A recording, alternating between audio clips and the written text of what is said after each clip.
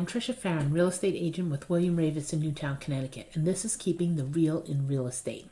Thank you for joining me today. In the last 4 weeks, what I have been noticing is that buyers are being quite discerning when they're looking at homes.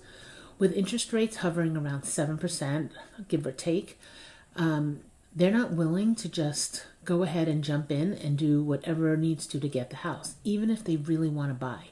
And we definitely have plenty of buyers that have that pent up energy wanting so much to buy, and after experiencing such defeat over the last few years, they're ready and they just want to get on with it. I do have buyers also that are not forcing the issue to move, are not on a specific timetable. They want to just find the right house. But whether they are in a hurry to move or whether they want to find the right house that's for them and take their time, the way in which they see your home for the first time in person really makes a difference as to how they then proceed. And I'm not just talking about whether or not they place an offer, but it's their whole perspective of how they think about your house and compare it to others.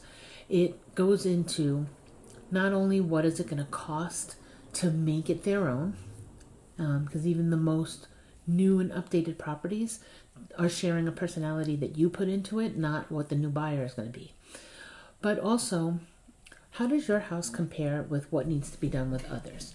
Is it going to cause them to go on a sacrifice their list of wants because they know that they're going to need to do certain things to it? Does it set an expectation in their mind that maybe this house isn't as maintained as it should be, so there could be some delayed repairs and maintenance costs that they're going to need to budget for?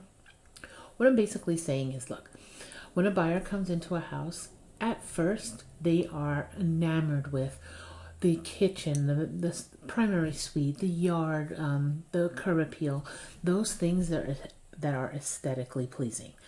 And then when we really start looking at the house, because I let them have their fun doing that, but while they're doing that, I'm looking around to see what objections could there be that would cause a lot of expense for these buyers.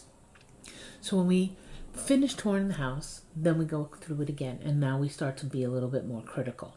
There are certain things that you don't even realize that you're taking in, and others that are blatant. Certain things like how the house smells when you walk in. Is it something that is offensive or actually extra pleasing? And that could be because you have a really wonderful room deodorizer, or the candle that you have lit is just beautifully scented. Or do you have dogs and you can kind of smell them living in the house even if they're not there during the showing. These are some of the more obvious ones, but there are a lot of other little things that I catch, which kind of puts me into a little bit of a critical mode, because I feel like if you can't take care of this, being very small, what are the big things that you're missing?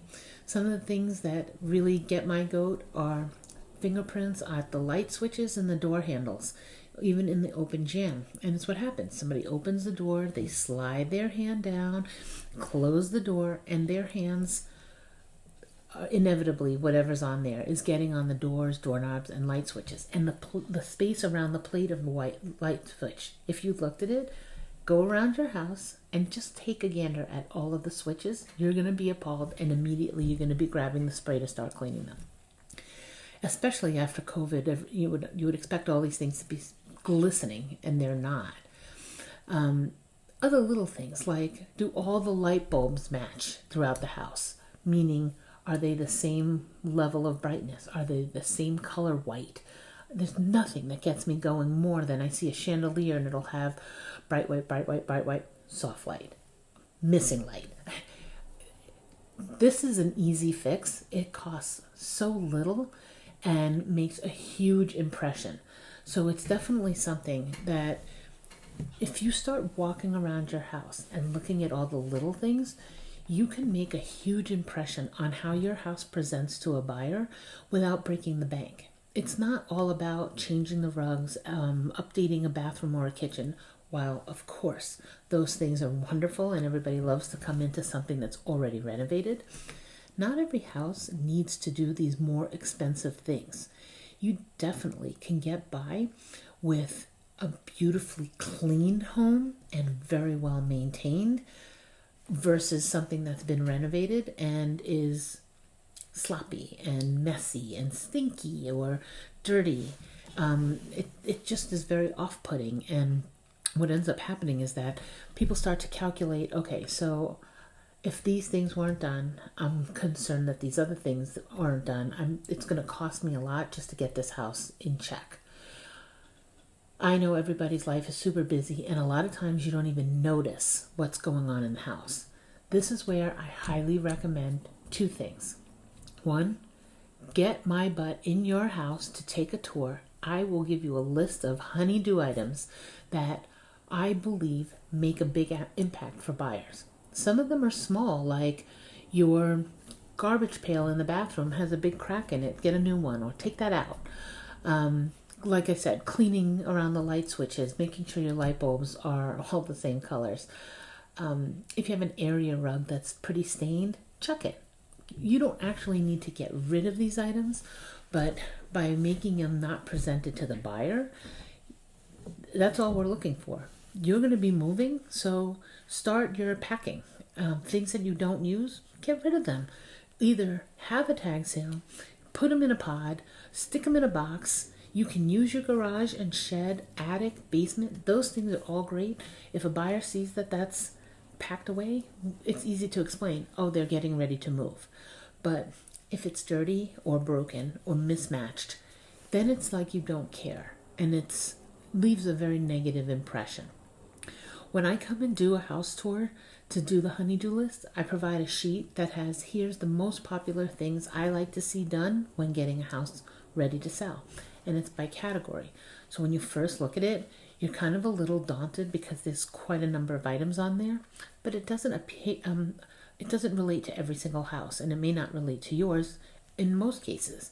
But it gives you a chance to say, okay, in this category, let's say the kitchen, these are the things that I should be considering. As part of that, it's very inexpensive to have a professional cleaning company come in and really do a deep clean of your house. You would be amazed at the number of things you don't think to clean, even if you're among the most neat people in the world. There's usually cobwebs in places you can't reach, dust in areas. I mean, I have a 2-story entry in my house that has 2 closets with platforms. And I can tell you when I'm coming down the stairs, I see dead bugs, I see dust. So I know to just let my cleaning lady, or if I want to get a broom or whatnot up there, it's kind of tall, so it's hard to get. This is something that on a more frequent basis than never, I would like to have cleaned. And I could guarantee you have things like that in your house too. Maybe the windows near the doorways or on the main level can just be wiped down. There's just a bunch of things just from a cleanliness standpoint that you'd be amazed what a deep clean, your house just sings with glitter, and it literally smells good. It smells like a meadow, and you walk around the house and say, wow, the house really looks clean. I thought it was clean before, but it really looks clean. The second thing that I highly recommend doing is having your home inspected. I know it sounds ridiculous. The buyer's going to do it anyway. Why waste the money? And it's because it's not a waste of money. If you can get advance notice on what's wrong with your house, where now you're in control of the timing and the way in which you want to handle it, this is not a waste. What if you found out that you had mold in the attic? Now you can take care of it. Plus, you've been living with it like that. So you can take care of it for yourself too, especially if you're not thinking of moving for a year or two. It takes a couple of hours. It is less than $1,000, and you can find out whether you have radon in your air or water. You could find out if your actual building, the building itself, is strong and stable and doesn't have issues that are of huge concern, like a cracking foundation or a leak somewhere or mold or something that is more horrifying that you would want to know, especially if you're living in it. I also had my house inspected, and he checked all my mechanicals, and he's comparing the house to what's on codes today. When I bought my house 12, 13 years ago, the codes were different. So what would be allowed now What would be allowed then may not be allowed now, and that's going to come through if I were to sell my house and somebody would do an inspection on it. But now that puts me in my own control. I can fix the things that make sense for me to fix, or at least be aware that these things are going to come up in inspection, and we're going to have to deal with it on some level.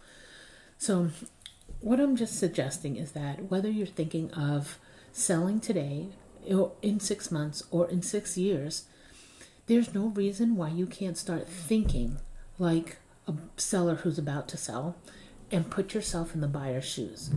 No one wants to buy a house that's going to be a money pit. And I'm sure you don't want to sell a house that's like that. So use your resources now. Get an inspector. Have me come out. Get a cleaning staff to come in and do a deep clean on your house. Get started on decluttering and packing away things that you know you're not going to use. You'd be amazed the difference that it makes. And when you're in control of the information and what's the next step, you feel better about the whole process. So I look forward to hearing from you soon, and I hope to see lots of clean houses and updated kitchens and bathrooms and all sorts of different things getting ready to sell. Spring market is just about on our doorstep, and if you're planning on selling this year, I hope that I've given you some information to get started on the right foot.